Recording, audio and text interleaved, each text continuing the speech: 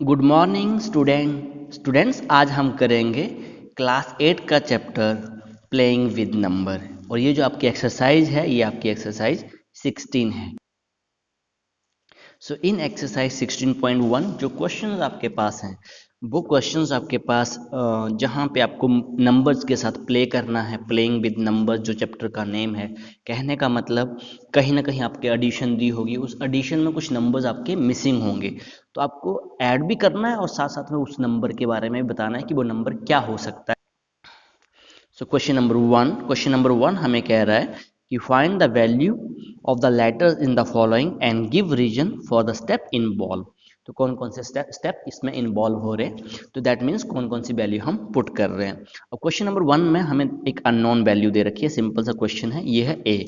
अब ए की वैल्यू हम क्या रखें कि अगर हम ए की वैल्यू 0 रखते हैं तो 0 प्लस 5 यहाँ पे हमारा 2 है।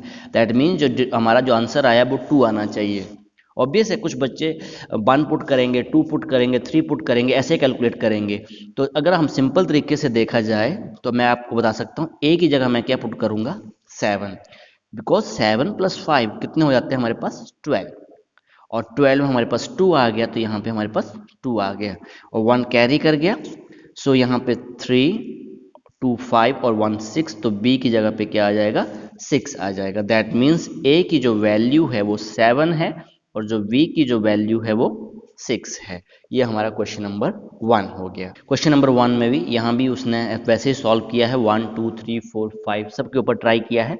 और जरूरी नहीं है कि आप, हो सकता है कुछ बच्चे बहुत जल्दी से इसको पता चल जाए कि हम वहाँ पे हम 7 पुट करेंगे, तो ये डिपेंड करता है। और लास्ट में आंसर आपका वही आएगा, ए इक्वल्स टू 7 और बी इक्वल्स टू 6। आइए आप क्वेश्चन नंबर 2 देखते हैं। सो क्वेश्चन नंबर 2, सेम यहाँ बेटा हमें वैल्यूज फाइंड आउट करनी है। तो यहाँ पे ए हम क्या पुट करें, ए की जगह पे हम क्या पुट करें, वो 8 में ऐड होके 3 आए। तो सिंपल सी बात है बेटा, अगर मैं यहाँ पे ए की जगह पे 5 पुट कर दूं तो 8 और 5 13 हो रहे हैं, 8 और 5 13 हो रहे हैं। तो यहाँ पे 3 आ गया 13। सो 3 हमने यहाँ पे ऑलरेडी लिखा हुआ था, इस कंक्लूजन पे पहुंच गए। दैट मीन्स 1 हमारा कैरी फॉरवर्ड होगा। सो यहाँ पे हमारे पास 14। अब यहाँ पे देखो ना, ये आपके पास 10 और 14, तो यहाँ पे आ गया 14। दैट मीन्स हमने ए क्या पुट किया, ए हमने पुट किया 5। सो बी की जो वैल्यू निकल के आ गई वो आ गई 4 और सी की जो वैल्यू निकल के आ गई वो आ गई 1। आप वैसे स्टार्ट कर सकते हैं, जैसे 1 2 3 4 जैसे पुट करके, या फिर अगर आपको डायरेक्ट आइडिया मिल जाता है कि हाँ हमें 5 पुट करना है तो आप डायरेक्ट भी पुट कर सकते हैं। अब आइए क्वेश्चन नंबर 3 के ऊपर। Question number 3, find the value of the letter in the following and give reason for the step involve. Same case बेटा यहाँ पे है। यहाँ पे हमें एक ऐसा नंबर चूज करना है कि सेम नंबर, जैसे 5 इंटू 5, तो हमारे पास क्या आ रहा है 25। ये तीनों नंबर सेम होने चाहिए, ये सुनो। और अगर हम 5 चूज कर लेते हैं सो यहाँ पे 2 आ गया और 5, अगर सपोज यहाँ पे 5 आ गया ना बेटा, तो 5 1 5 और 2 7, पर यहाँ पे क्या आ रहा है 9 आ रहा है। दैट मीन्स हम 5 नहीं चूज कर सकते। नंबर हमें कैसे चूज करने हैं, 2 2 2 ऐसे आने चाहिए, 3 3 3 ऐसे आने चाहिए, 4 4 4 ऐसे नंबर आने चाहिए। तो 5 पे हमने ट्राई किया, नहीं हुआ। अब मैं ट्राई कर रहा हूँ 6 पे, तो 6 और 6 यहाँ पे 1 है, यहाँ पे इनटू हो रहा है, तो 6 6 जा 36 होते हैं हमारे पास, तो यहाँ पे तो 6 आ गया।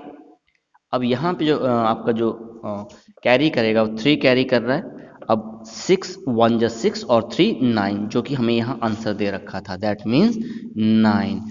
यहाँ पे जो ए की वैल्यू होगी, ए की वैल्यू आपके पास आ जाएगी 6। तो ये आपका क्वेश्चन नंबर 3 हो गया। Now question number 4। Question number 4 same question है बेटा, यहाँ पे वहाँ पे मल्टीप्लाई का था, अगेन यहाँ पे क्वेश्चन नंबर 4 जो है वो एडिशन का है।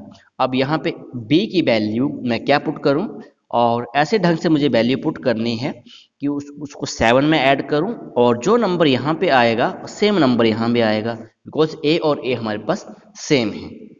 ओके, तो ऐसे हमें b की वैल्यू चूज करनी होगी। तो प्लस में, तो मैं यहाँ पे जो a की वैल्यू, b की वैल्यू सबसे पहले चूज करूंगा मैं।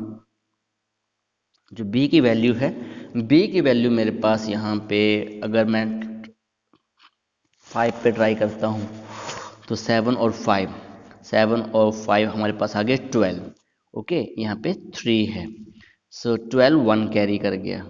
सो यहाँ पे 2 है तो यहाँ भी 2 लिखना पड़ेगा, और 3 और 2 5 और 1 6, दैट मीन्स बी हमारे पास 5 पुट करना पड़ेगा हमें। अब चेक कर लेना, बी हमें 5 पुट करना पड़ेगा और ए की वैल्यू हमारे पास क्या आ जाएगी 2, बिकॉज यहाँ पे 2 आ रहा है तो सेम वैल्यू हमें यहाँ भी सेम वैल्यू रखनी है, दोनों वैल्यूज सेम है। तो बी इक्वल्स टू 5 और ए इक्वल्स टू 2। आइए अब क्वेश्चन नंबर 5 देखते हैं। क्वेश्चन नंबर 5 सेम क्वेश्चन है बेटा, और यहाँ पे हमारे पास मल्टीप्लाई वाला क्वेश्चन है ये, ए बी इंटू 3 और सी ए बी। अब यहाँ पे थोड़ा सा आपका माइंड ज़्यादा यूज होगा, बिकॉज ये नंबर और ये नंबर आपके सेम आने चाहिए, और उसको हमने किससे मल्टीप्लाई करना है 3 से। तो ये आपको स्टडी करना पड़ेगा कि मैं किससे मल्टीप्लाई करूँ। बी भी अननोन है, ए भी अननोन है, और यहाँ पे बी ए सी मतलब सेम नंबर यहाँ आना चाहिए, सेम नंबर यहाँ आना चाहिए। सी तो चलो जो भी बाद में कैलकुलेशन करके आएगा वो हमारा सी बन जाएगा। तो सबसे पहले अब ऐसे तरीके से बेटा हमें वैल्यू पुट करनी है, जैसे 0 से स्टार्ट करते हैं। तो अगर यहाँ पे मैं 0 पुट कर दूं, बी की जगह पे मैं क्या पुट कर दूं 0 0, तो 3 इंटू 0 तो 0, दैट मीन्स ये भी सेम नंबर हमारे पास हो गए, ये सुनो। और अगर मैं यहाँ पर 5 पुट कर दूं, अब मुझे 5 नीचे भी चाहिए बेटा, याद रखो यहाँ भी ए का मतलब सेम नंबर होना चाहिए। तो 5 3 जा 15, तो 5 से मैंने 3 को इंटू किया तो 5 आ गया, 15 आ गया। दैट मीन्स ये हमारा पास ए और ए इक्वल हो गए और बी इक्वल हो गए। दैट मीन्स हमने बी क्या पुट किया था 0, ए हमने पुट किया 5 और सी की वैल्यू निकल के आ गई 1। तो ये हमारा क्वेश्चन नंबर 5 हो गया। आइए अब क्वेश्चन नंबर 6 देखते हैं। क्वेश्चन नंबर 6 ये भी क्वेश्चन नंबर 5 जैसा ही है। यहाँ भी बेटा हमें ए और बी की वैल्यू फाइंड आउट करनी है, बट वहाँ पे हम 3 से इंटू कर रहे थे और यहाँ पे हम 5 के साथ इंटू कर रहे हैं। तो प्रोसीजर हमारा सेम रहेगा, बिकॉज सबसे पहले हम b की वैल्यू 0 पुट करके देखते हैं, उससे इजी हो जाता है। तो b की वैल्यू मैंने क्या पुट कर दी 0, तो यहाँ भी क्या आ जाएगा बेटा 0 आ जाएगा।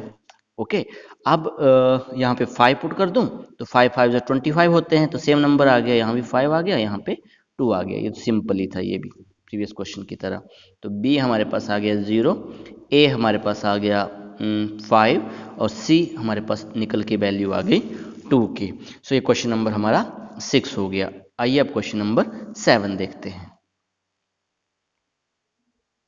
अब यहाँ पे आपको और थोड़ा सा माइंड यूज करना पड़ेगा, बिकॉज जो b की वैल्यू है यहाँ पे तीनों की तीनों वैल्यूज आपकी सेम है। जो नंबर आप ध्यान से यहाँ पे पुट करना पड़ेगा, जो वैल्यू आप यहाँ पे पुट करोगे सेम वैल्यू वहाँ पे आपकी आनी चाहिए। तो यहाँ पे आप 0 से ट्राई करोगे तो मुश्किल हो जाएगा, क्योंकि आगे आपकी कैलकुलेशन 0 0 नहीं आ सकती। तो 0 तो कैंसिल हो गया। अगर 1 पुट करते हैं तो 6 1 जा 6, तो यहाँ पे सेम नंबर नहीं आ रहा है, ठीक है। फिर 2 पुट करेंगे, फिर 3 पुट करेंगे, ऐसे करते करते मैं सबसे पहले b की जो वैल्यू पुट करके देख रहा हूँ 4, तो यहाँ पे आ गया 4 और ये आ गया 6 4 जा 24, दैट मीन्स 4 हमारे पास आ रहा है, तो यहाँ भी 4 आ गया। तो एक चीज़ तो हमारी सेम हो गई, पर यहाँ पे एक चीज़ नहीं सेम करना, हमें आगे भी 4 4 आना चाहिए। ओके, अब यहाँ पे 24 और 2 कैरी कर गया, हमारा 2 कैरी कर रहा है, तो 2 को मैंने यहाँ पे लिखा। अब ध्यान से मुझे यहाँ पर ऐसा नंबर a की वैल्यू पुट करनी होगी कि ताकि यहाँ भी 4 4 आ जाए। दैट मीन्स मुझे क्या पुट करना पड़ेगा a की वैल्यू 7, बिकॉज 7 6 जब 42 और 42 इन प्लस 2, 42 प्लस 2 हमारे पास आ जाएंगे 44। तो अब ध्यान से देखिए बेटा, हमने यहाँ पे 4 पुट किया था और यहाँ पे सारे के सारी वैल्यूज हमारे पास 4 आ गई। तो यहाँ पे थोड़ा सा आपको माइंड यूज करना पड़ेगा। b की वैल्यू 4 है और a क्या पुट किया हमने, a हमने 7 पुट किया। अगर 6 पुट करते तो हमारा रिजल्ट नहीं बनना था। तो यही आपका रिजल्ट होगा, a की वैल्यू 7 है और b की वैल्यू 4 है। आइए अब क्वेश्चन नंबर 8 देखते हैं। क्वेश्चन नंबर 8 प्लस का है तो थोड़ा सा इजी है। अब यहाँ पे b की वैल्यू पुट करनी है और ऐसे ढंग से पुट करनी है कि आंसर 0 आ जाए। तो ऑब्वियस है, सिंपल, यहाँ पे तो आपको b की वैल्यू तो क्या आ जाएगी 9, बिकॉज 9 + 1 10 होते हैं। एक कैरी कर गया यहाँ पे। अब a की वैल्यू ऐसी चूज करनी है कि यहाँ पे 9 आंसर आना चाहिए, बिकॉज 9 हमने पुट कर दिया, यहाँ भी आंसर क्या आना चाहिए 9। अब a क्या पुट करेंगे, ए की वैल्यू हम क्या पुट करेंगे बेटा, सिंपल है 7, 7 + 1 8 और एक ये वाला 9, तो सेम वैल्यू हमारे पास सेम वैल्यूज होगी। थोड़ा सा अपने माइंड यूज करना है, ठीक है ना। यह तो सिंपल था 7 + 8 और 1 जो कैरी हुआ था 9 हो गए। तो बी की वैल्यू हमने पुट की 9 और ए की वैल्यू हमने पुट की 7, तो यही आपका आंसर है। आइए अब क्वेश्चन नंबर 9 देखते हैं ना। क्वेश्चन नंबर 9 सेम क्वेश्चन है बेटा, एडिशन का है। अब यहाँ पे हमारे पास 3 डिजिट नंबर्स हैं। सो b की वैल्यू हम क्या पुट करें, ऑब्वियस है बेटा b की वैल्यू मैं क्या पुट करूं, 7, 7 + 1 8 हो गया। ओके, अब b की वैल्यू मैंने 7 पुट की है ना, ध्यान से बेटा देखो 7, तो यहाँ भी मुझे क्या लिखना पड़ेगा 7, बिकॉज b जहाँ जहाँ है वहाँ 7 कर देना ताकि हमें कैलकुलेशन पता चल जाए। b तो हमने 7 पुट कर दिया ना यहाँ पे, इक्वल टू 7, तो यहाँ b था 7, यहाँ भी 7, ये रफ में काम कर लेना है। अब बात आ जाती है a के ऊपर। अब a क्या मैं पुट करूं ताकि मुझे 1 आए। अब 1 तो बेटा आ नहीं सकता मुझे, तो दैट मीन्स 1 का मतलब नहीं आ सकता, मतलब 11 आना पड़ेगा मुझे, ठीक है। तो मुझे यहाँ पे क्या पुट करना पड़ेगा, a की वैल्यू 4 पुट करनी पड़ेगी। तो 7 + 4 11 होते हैं, और 11 तो यहाँ भी मुझे 4 पुट करना पड़ेगा, बिकॉज a 4 है तो यहाँ भी a था, a 4 है, 1 कैरी किया, 4 और 2 6 और 1 7। तो अब ध्यान से देखिए बेटा, b हमारे पास आ गया 7 और a मेरे पास आ गया 4। तो यही हमें प्रूव करना था, यही हमें पुट करना था। तो थोड़ा सा इसको रफ में आपने वर्कआउट कर लेना है, तो इजीली से आप इन क्वेश्चंस को सॉल्व कर सकते हैं। आइए बेटा क्वेश्चन नंबर 10 देखते हैं।